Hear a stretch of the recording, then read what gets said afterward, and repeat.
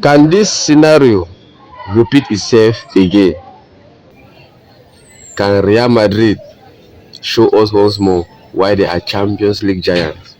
Why they have 15 Champions League? Results we'll see on Wednesday night at 8 p.m. Hello guys, hope you guys are doing good.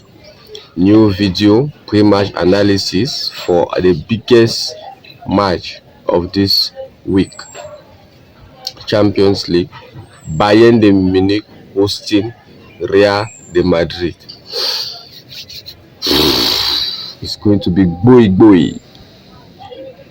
Now guys, personally, this match is going to either enter history books, okay, either for what will happen during the match, either for officiating, or either for what Bayern, either for an event or a series of events that will occur during this match.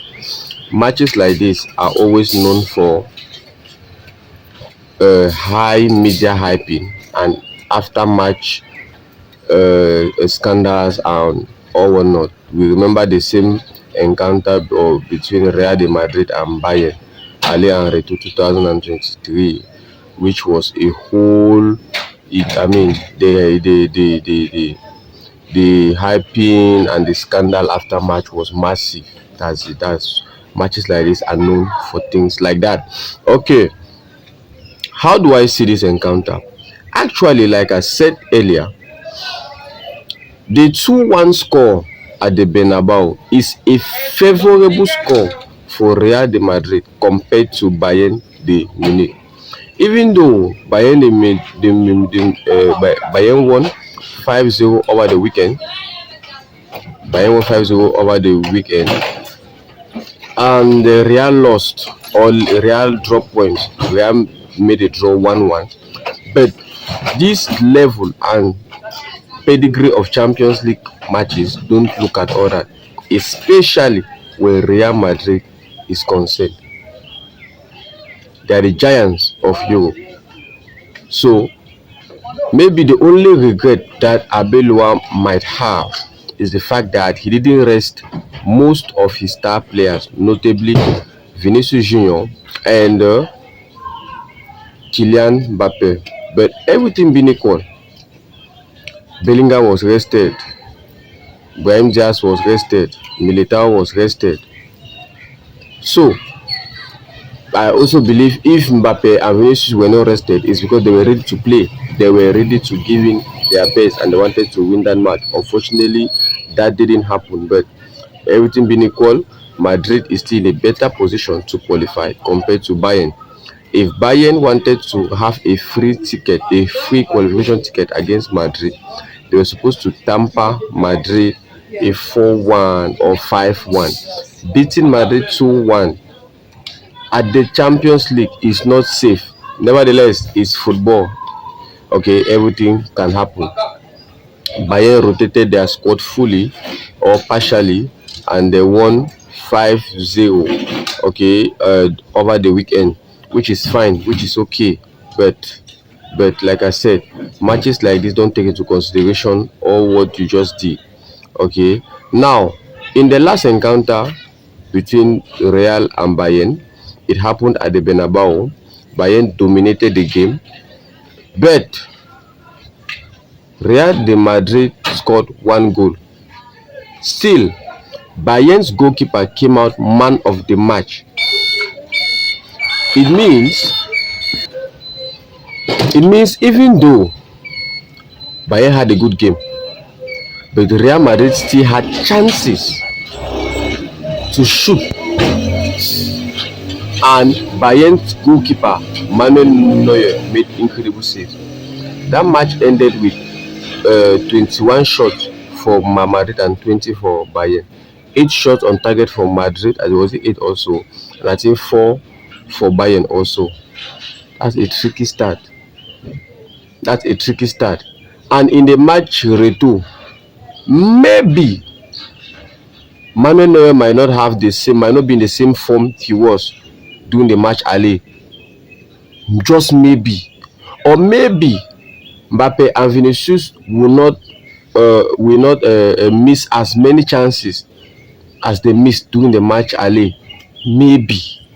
So this is a very complicated match that so many things can happen.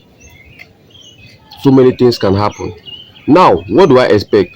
I expect Bayern to come and play their game, come all out. I expect a game of two ends, a game of two attacking sides that are hunting for the win. Okay, nobody is going to play a safe card here. That's personally what I believe.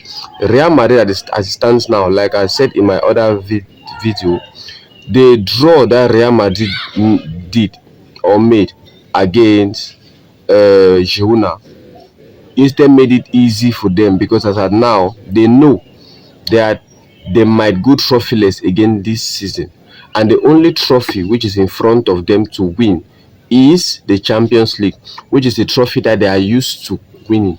They know how to win it, they know how to go about it. Hence, it is a very dangerous situation for Bayern, because Real Madrid, they know this situation. Where they are now, they know. They have been in here time and time again. Hence, they know how to sort out themselves.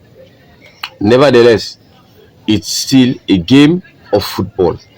Bayern will come all out. Bayern know that they have home advantage. Hence, they're going to come all out and play their best football game in order to secure the qualification ticket for the semi-final. Probably they're going to meet Paris Saint-Germain. Okay, hopefully, because even they too, they are playing against Liverpool at Anfield. Okay, now another factor that has to play in favor of Madrid in this match, or the factors that might play in favor of Madrid in this match, Mendy, he's coming back, will play in favor of Madrid in this match, because Olise might not have the fluid game that he had at the match alley. Secondly, the attentiveness of Lunin with shots outside the box. He is very weak when it comes to shot outside the box.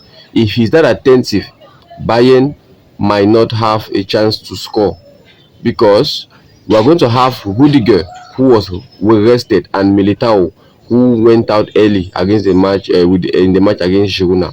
Hence, they are going to start. Those two guys are going to start, and those are the two best defenders, or that's the best defensive pair in the Madrid squad as of now. And those guys have the experience. They have won Champions League before. They know what it takes. They know what to give up to win this Champions League thing.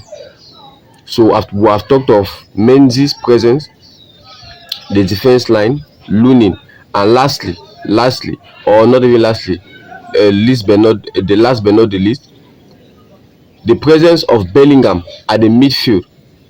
The presence of Bellingham at the midfield is going to also play an important factor in this match, because Bellingham at the midfield is going to help support Camavinga, who is going to start. Tchouaméni, he will not play. Hence, Camavinga is not a trusted number 6. Okay, so the midfield position will need a support system. If not, Kimmich, Pavlovic and Nagbe are going to dominate that midfield. Hence, in order for that not to happen, Real Madrid will need to play Camavinga supported by Bellingham and probably Valverde. I'm going to give my lineup at the end of the video. And the last factor that can play in favor of Madrid is Mbappé and Vinicius finishing skills.